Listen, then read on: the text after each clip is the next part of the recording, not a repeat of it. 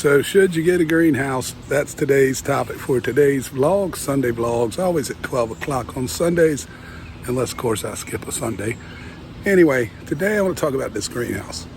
Bought this and put it up about 9 months ago. Okay, so we had fall, winter, spring, and now we're into the summer.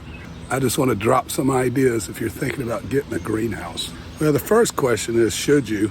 Well, if you're growing a lot, whether they're edible or not, it's probably worth your while in the long run. It's a capital cost, of course, you use it year after year after year.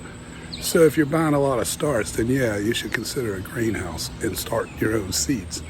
Save a lot of money over years. The other thing about that is, if you're just buying starts, you're kind of limited, right? If you're using your own seeds or buying seeds and starting your own plants, you can grow anything you want, any variety of cucumber, tomato, flowers, whatever. So you need a greenhouse if you really want to get some variety into your gardening. Also, this thing allows you to get a really nice start on your starts, even as far back as December, if you're going to plant them in March, April, etc.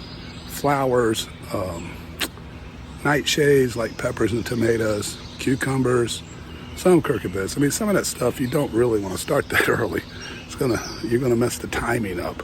However, at least around here, we're in the South, you do want to get the stuff out early. If it's suspect to squash bugs, for example, try to beat the bug cycle at least once before they come in heavy so you can get some fruit. It's kind of what we're doing here. Once they hit, we probably won't replace the zucchini, yellow squash, that stuff. They just take it away because we know the squash bugs are coming. So you got that. You got your early start for your spring and summer crops for that matter. And then later in the summer and the fall, you can start things that you can keep in the greenhouse and eat over the winter. And I tried it last year with summer stuff. That's not a good idea.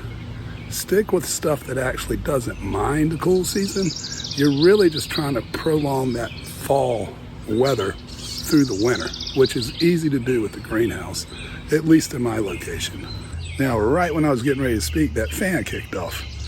This sucker, you got to put it in the north. Well, you don't have to, but I put it in the north so that it would be optimal heat in the fall and late winter for my starts. But by making that choice in the summer, it's a sauna. Well, I mean, maybe you could use it as a sauna. There's some benches in there. This sucker will get up to 108, 110, and we haven't even had steady 90s weather yet. The other day it was 88 out, 108 in here, with the doors open. Well, the door and a window, and the exhaust fan running. That's another thing. You got to watch that on a greenhouse. If you have an exhaust fan, turn that thing off in the summer. It's not supposed to run hours on end. You'll burn it up. You might as well just let it do its thing. So can you keep tropical plants in there? Not 24/7. Tropical plants they're tropical and subtropical, whatever, citrus, whatnot. But lordy, man, 108 over and over and over.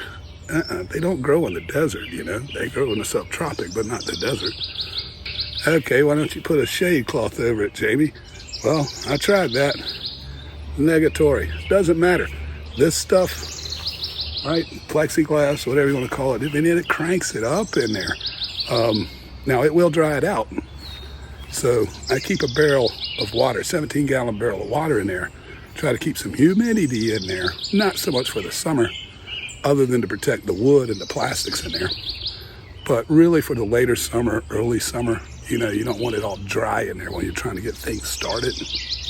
And I also use that water in the fall and winter to keep it warm by putting an aquarium thermostat in it. Boom, runs like 1.5 amps. That's a lot cheaper than running a ceramic heater, I'm telling you what. Now we do keep that heater in there, but it's very low just to keep it from going below 40 in case the water technique can't handle the coolness. Then the ceramic will turn on. But running that thing all the time just to keep it above 50 is not necessary if you use that water technique with the aquarium heater. Boom, boom. Now this cedar house is from Backyard Discovery. I think I got it for just under $2,000. It was a bear to put together, put electric on it.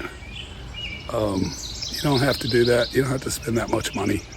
But I had the money. I wanted a greenhouse that looked fairly decent, architecturally speaking.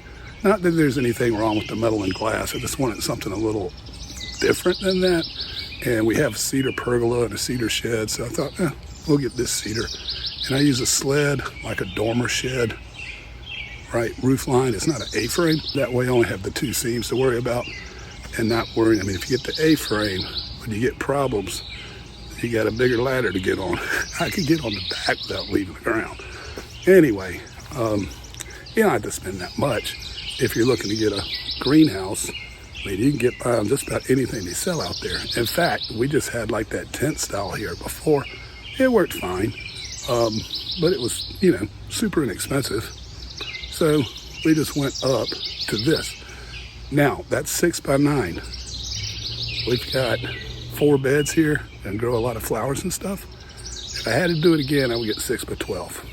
I'll just say that. If you plan on growing a lot, get the biggest thing you can afford over getting something that's maybe more aesthetically pleasing to you. Because if you're going to start a lot of stuff, you're going to need a lot of space. I added racks in here so that I could get more starter trays in there. Wouldn't have had to do that if I just had added on and pushed it out a little bit. Well, if you have any other comments or questions, I should say, about my experience, drop them below.